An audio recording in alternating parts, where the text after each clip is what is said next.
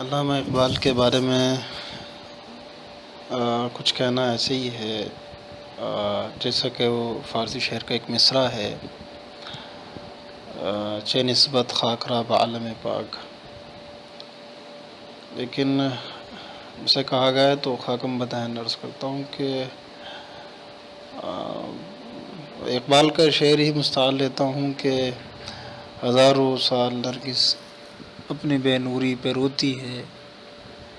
بڑی مشکل سے ہوتا ہے چمن میں دیدہ ور پیدا۔ کہاں صدیاں گزر جاتی ہیں، ہزاروں سال میں کوئی ایک ایسا انقلابی شخص پیدا ہوتا ہے کہ جس کی گفتار اور کردار سے مردہ قومیں زندہ ہو جاتی ہیں۔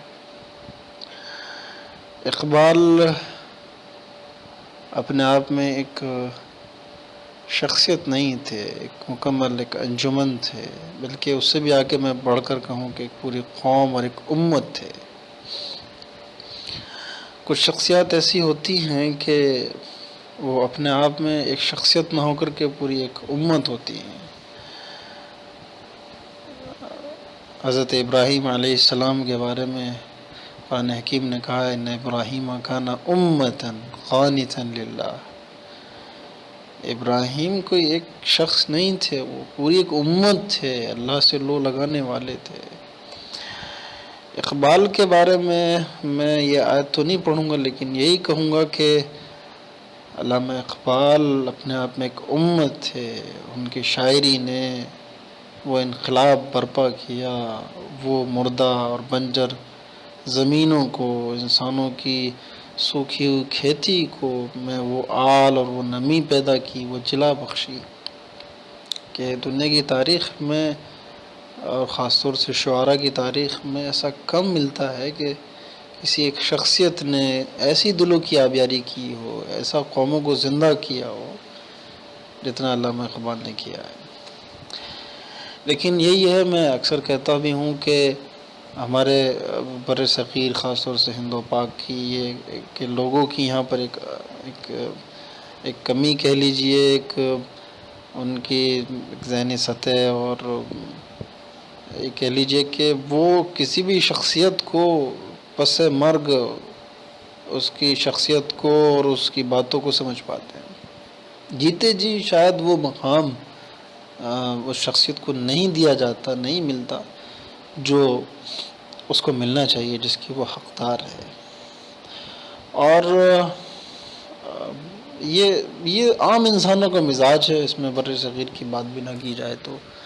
کہ ایک مقام ہے اقبال کا، وہ ان کو مرنے کے بعد آج دیا گیا۔ آج پوری دنیا ان کے اشعار سمجھتی ہیں، خاص طور سے اردو داں حضرات کے لیے تو وہ ایک طرح سے آب حیات ہے، زندگیاں ملتی ہیں اس سے۔ لیکن یہی ہے کہ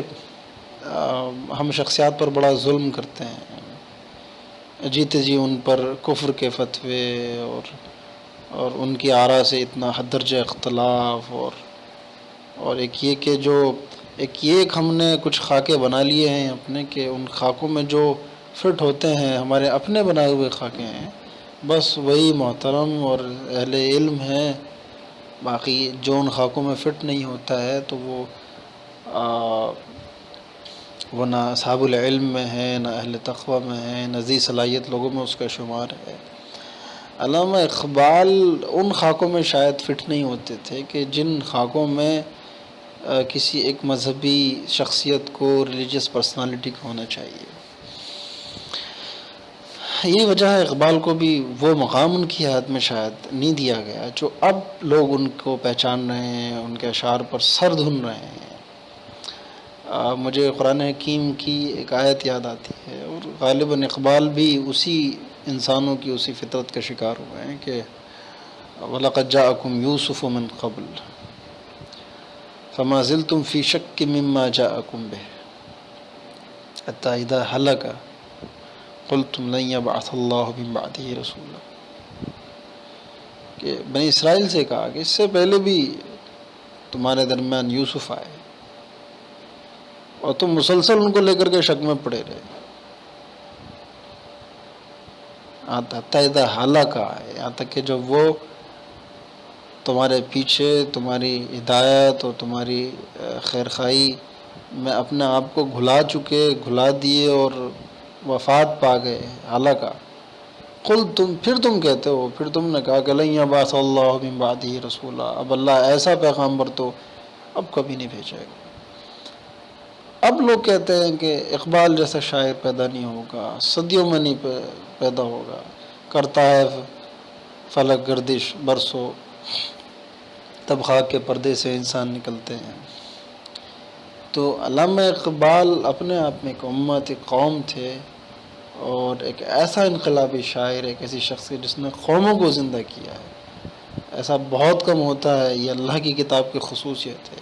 لیکن عام انسانی کلاموں میں، مخلوق کے کلام میں، اقبال کے کلام کے اندر ہمیں وہ بات دکھائی پڑتی ہے کہ جو جس کو ایک زندہ کلام کہا جائے، ایک الہامی شاعری کہا جائے، کہ جو آج بھی زندہ ہے، اور اس کی گہرائیاں اور تہداریاں اس کلام کی آج تک کھل رہی ہیں۔ میرے ایک استاد جن سے میں نے بہت ہی زیادہ استفادہ کیا ہے، ان کے بارے میں نے سنا ہے کہ وہ کہتے ہیں کہ جب بھی میں نے کسی مسئلے میں غور کیا، کوئی بہت زیادہ تیر مجھے لگا کہ میں نے بہت زیادہ تیر مارا ہے، نہیں کی ہے، مثلاً یہ کہ مسئلہ تقدیر کو جس خوبی کے ساتھ استاد محترم نے سمجھایا ہے، ایسا کم از کم خاکم بدہن مجھے نہیں لگتا کہ قرآن اور حدیث سے اتنا زیادہ میچ کھاتا ہو، کسی نے تقدیر کو اس انداز سے سمجھا ہو اور سمجھایا ہو۔ لیکن انہیں لگا کہ جب انہوں نے اپنی تحقیق کی اور اقبال کی شاعری دیکھی، تو جو بات انہوں نے ایک لمبی تحقیق میں، ایک لمبی ریسرچ میں آئی ہے، تو وہ بتاتے ہیں کہ اقبال کے ایک شعر میں وہ بات رکھی ہوئی تھی، مرضی نہیں ہے۔ تو انہوں نے یہ خلاصہ پیش کیا ہے کہ انسان کے علاوہ ساری مخلوق جو ہے وہ تقدیر محض کی پابند ہے، جسے ہم تقدیر کہتے ہیں، انسان ہی آزاد ہے، یہ اس کا خلاصہ تھا۔ لیکن جب انہوں نے اقبال کی شاعری پڑھی تو وہ ایک شعر میں یہ بات کہہ گئے۔ اقبال کہتے ہیں کہ تقدیر کے پابند ہے نباتات و جمادات و نباتات، مومن فقط احکام الہی کا ہے پابند۔ یہ تقدیر کی پابندیاں، یہ بیڑیاں و تقدیر محض یا مجبور محض، تو یہ جمادات کا اور حیوانات کا، ان کا خاصہ ہے، یہ پروگرامڈ ہے، ان بلٹ ان کے اندر ہے۔ انسان تو فری ول کے ساتھ پیدا کیا گیا۔ تو اقبال اپنے آپ میں ایک بہت بڑے انقلابی شاعر تھے، اور جن لوگوں نے واقعی اقبال کو سمجھا ہے، اس سے لگاؤ رکھا ہے، تو وہ سمجھتے ہیں ان کی قدر اور قیمت، اور کیا الہامی شاعری ہے، اور کس طرح انہوں نے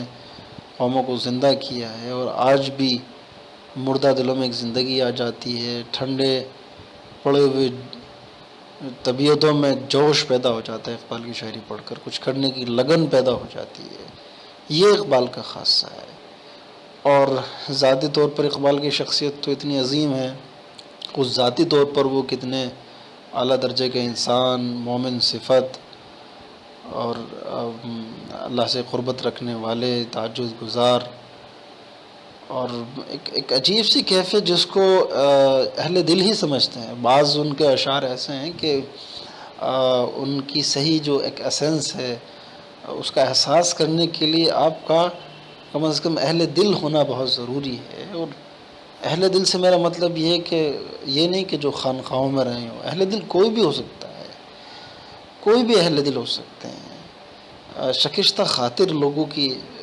کے سمجھ میں آنے والے وہ اشعار ہیں۔ مثلاً شاعر چاند اور شاعر کر کے جو ایک نظم ہے ان کی، وہ ہے، اور ساقی نامہ ہے، اور شکوہ اور جواب شکوہ جو شہرا آفاق ہے، وہ تمام اشعار ان کی صحیح روح اور اسپرٹ تبھی سمجھ میں آتی ہیں جب آپ کے اندر ایمان صادق ہو، اللہ سے لگاؤ ہو، اور امت کی ایک فکر اور اس کی خدمت کا جذبہ آپ کے اندر موجزن ہو، اور اللہ کی بے پناہ محبت آپ کے دل میں جاگزی ہو، وہ باتیں ہوں تو اقبال کی شاعری سمجھ میں آتی ہے۔ مثلاً چاند اور شاعر کے یہی اشعار کے میں تیری چاند کی کھیتی میں گہر بوتا ہوں، چھپ کے انسانوں سے مانند سحر روتا ہوں، دن کے شورش میں نکلتے ہوئے شرم آتے ہیں، عزلت شب میں میرے اشک ٹپک جاتے ہیں، مجھ میں فریاد جو پنہاں ہے سناؤں کس کو، تپش شوق کا نظارہ دکھاؤں کس کو۔ اور ان کے شکوہ کے جو اشعار ہیں، چاک اس بلبل تنہا کی نوا سے دل ہوں، جاگنے والے اسی بانگ درا سے دل ہوں، یعنی پھر زندہ نئے عہد وفا سے دل ہوں، پھر اسی باد دیرینہ کے پیاسے دل ہوں، عجم خم ہے تو کیا میں تو حجازی ہے میری، نغمہ ہندی ہے تو کیا لے تو حجازی ہے میری۔ اور اللہ سے جو ان کی درخواست ہے، امت کے لیے دعائیں ہیں کہ مشکل امت مرحوم کی آسا کر دے،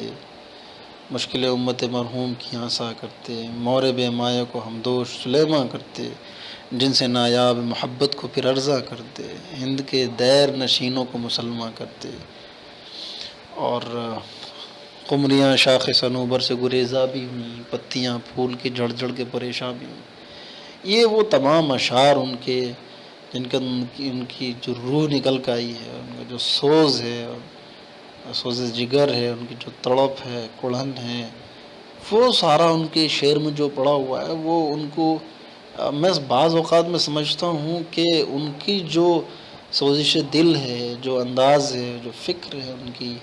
جو کڑھن ہے، اللہ سے محبت ہے، وہ اس کو بیاں کرنے کے لیے شاید انہوں نے شاعری کا سہارا لیا۔ شاید شعر میں ہی اتنی خوبصورتی کے ساتھ وہ اپنے جذبہ اندروں کو نکال سکتے تھے۔ اور ایسا بھی نہیں ہے کہ اقبال شاعر مشرق اقبال کو اہل علم نے اس وقت سراہا نہ ہو، لیکن یہ بھی ایک اس کا ایک دکھدائی ایک دکھد پہلو ہے کہ ان پر کفر کے فتوے بھی لگے، حالانکہ وہ فتویٰ پھر جواب شکوہ لکھنے کے بعد اٹھا لیا گیا۔ اور اس میں دراصل یہ بھی سمجھنا تھا کہ شاعر کا کام جو ہے وہ اپنے عہد کیے لوگوں کی زبان کو پیش کرنا ہوتا ہے۔ ہمیں جب کوئی شکوہ ہوتا ہے خدا سے، ہم کیا کیا غلط لفظ استعمال کر لیتے ہیں۔ اقبال نے تو بہت شائستہ اور شستہ الفاظ میں شکوہ کیا ہے، اور دراصل جو جن کا تصوف سے کسی قدر لگاؤ ہے وہ سمجھتے ہیں وہاں پر ایک اصطلاح ہے جس کو ہم ادلال کہتے ہیں، جس کو ایک طرح سے نخر یا ناز برداری کہہ لیتے ہیں۔ جن لوگوں کو اللہ کی محبت کا ذرا بھی حصہ نصیب ہوا ہے وہ سمجھتے ہیں کہ بعض اوقات ایک مقام ایسا آتا ہے جس کو ہم ادلال یا ناز برداری کہتے ہیں، اس میں ہمیں اپنے رب سے، اپنے محبوب سے ہماری لڑائی بھی ہوتی ہے، ہم شکوہ بھی کرتے ہیں، اور ہم اس سے وہ باتیں صیغہ راز اور صیغہ محبت میں کہہ جاتے ہیں کہ اس کو عام خلقت نہیں کہہ سکتی، یا عام زبان میں اس کو نہیں کہا جا سکتا، اور اگر اس کی گہرائیاں اس کی تہداری میں نہ جایا جائے تو وہ بعض اوقات ایسا لگتا ہے کہ بہت غیر مناسب بات کہہ دی گئی ہے، بہت نخرے ہو گئے ہیں۔ لیکن جو اپنے رب کو واقعی رب سمجھتے ہیں، اور والذین آمنوا اشد حبا للہ کے جو مصداق ہیں، وہ کچھ بھی کہہ سکتے ہیں بہرحال، اور یہ محبت کی زبان، اس میں بہت کچھ کہا جا سکتا ہے۔ اقبال نے وہی محبت کی زبان استعمال کی۔ عالم فکر کے اعتبار سے جو دیکھیں ان کو، جو ایک آفاقی فکر ہے اسلام کی، جو قرآن کے حوالے سے خاص طور سے قرآن کے مطالعے کے بعد سمجھ میں آتی ہے، اقبال اس کے بڑے علم بردار تھے۔ ان کی وسیع الفکری کی ایک مثال یہ ہے کہ ایک وہ بہت مشہور اشعار ہیں ان کے جو کلیات اقبال کے اخیر میں لکھے ہوئے ہیں۔ حضرت مولانا حسین احمد مدنی، مجاہد آزادی، حضرت مولانا حسین احمد مدنی نے ایک مرتبہ ممبر پر دیوبند میں کھڑے ہو کے ایک تقریر کی، جس میں وہ آزادی کے اوپر کوئی بات کہہ رہے تھے۔ اس تحریک کا چونکہ وہ حصہ رہے، ریشمی رومال تحریک، تو فلو میں، روانی کلام میں، یا سبقت لسانی میں، یا جوش کے انداز میں وہ کہہ گئے کہ ہمیں وطن کی حفاظت کرنی ہے، اور وطن ایک بہت بڑی چیز ہے، وطن نہیں ہوگا تو اسلام نہیں بچے گا اور قوم نہیں بچے گی، وغیرہ وغیرہ اس طرح کا۔ علامہ اقبال تک جب یہ بات پہنچی تو انہیں بڑی حیرت اور تعجب ہوئی کہ یہ ایک رہنما ہیں، امت کے قائد ہیں، اور ان کی زبان سے اس طرح کی بات غیر مناسب معلوم ہوتی ہے۔ تو آپ نے اشعار کہے، اور وہ اشعار بھیجے گئے پھر حضرت کو، اور حضرت نے اور اس وقت کے علماء بھی چونکہ وہ تو اللہ کے لیے جیتے تھے، نہ انہیں مال کی پرواہ تھی، نہ دولت کی، نہ عزت اور شہرت کی، نہ اپنے مقام کی۔ جو مقام ملا ان کو من جانب اللہ ملا، انہیں اس طرح، تو لہٰذا انہوں نے اس بات کا اعتراف کیا اور سراہا کہ واقعی مجھ سے غلطی ہوئی ہے۔ تو بات یہ تھی، اقبال نے وہ شعر لکھے کہ عجم ہنوز نہ دارت رموز دی ورنہ، ز دیوبند حسین احمد اینچ ابوالعجبی است، کہ یہ عجمی لوگ ابھی تک ہنوز نہ دارت رموز دین ورنہ، دین کے جو راز ہیں، رموز ہیں، اس کی جو گہرائیاں ہیں، یہ عجمی لوگوں کو ابھی تک پتہ نہیں۔ ورنہ ز دیوبند حسین احمد، یہ حسین احمد دیوبند میں کھڑے ہو کے یہ کیا بوالعجبی کر رہے ہیں، کیا عجیب باتیں کر رہے ہیں۔ سرود برسر ممبر کے ملت از وطن است، چے بے خبر ز مقام محمد عربی است۔ ممبر پر کھڑے ہو کے یہ کہہ رہے ہیں کہ ملتیں جو ہیں وہ وطن سے بنتی ہیں، محمد عربی کے مقام سے، یہ کتنے بے خبر ہیں۔ ارے دیکھیں کہ اقبال کہاں یہ بلال جو ہے حبشہ سے آئے ہیں، اور سلمان فارس سے آئے ہیں، اور وغیرہ وغیرہ، صہیب روم سے آئے ہیں۔ تو اسلام جو ہے وہ وطن پرستی کی اجازت نہیں دیتا، کسی حدود اربع میں، کسی باؤنڈریز میں، سرحدوں تک اسلام محدود نہیں ہے۔ نہ وہ زمین پر حکومتیں کرتا ہے، وہ دلوں پر حکومت کرتا ہے۔ اسلام پوری خلق جو ہے اللہ کا کنبہ ہے، اس کی عیال ہے۔ تو یہ علامہ اقبال کی شخصیت تھی، یہ ان کا خط تھا کہ وہ علماء سے بھی گفتگو کر لیتے تھے، اور اس وقت کے علماء بھی انہیں سراہتے تھے، اور جنہوں نے نہیں سراہا وہ آج سراہ رہے ہیں۔ جب کبھی ان پر فتوے لگ گئے ہیں، وہی لوگ آج ان کو اپریشیٹ کر رہے ہیں، ان کو سراہتے ہیں۔ تو یہ اقبال کی شخصیت ہے۔ میں یہی کہوں گا کہ عالم ہو، غیر عالم ہو، جو بھی اردو دا طبقہ ہے، جو حضرات ہیں، وہ ضرور اقبال کی شاعری پڑھیں، اور ان کے اشعار ہمیں یاد ہوں، اور ان کو یہ بہترین خراج عقیدت ہے ان کی شخصیت کے لیے۔ ان کے لیے دعا بھی فرمائیں، اللہ ان کے ساتھ بہتر معاملہ فرمائے۔ اور بالکل اسی صف میں ہمیں اقبال کا تعارف کرانا چاہیے، رکھنا چاہیے، جس صف میں ہم اپنے بڑے اہل علم کو، اللہ کے اولیاء کو، برگزیدہ بندوں کو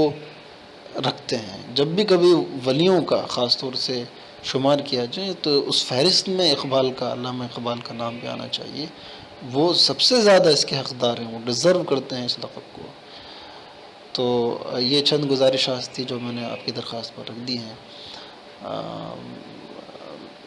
امید ہے کہ آپ حضرات کو اس میں اکثر باتوں سے اتفاق ہوگا، اگر کچھ غلطیاں ہو گئی ہیں تو اس کو درگزر فرمائیں۔ وما توفیق الا باللہ۔ السلام علیکم ورحمۃ اللہ۔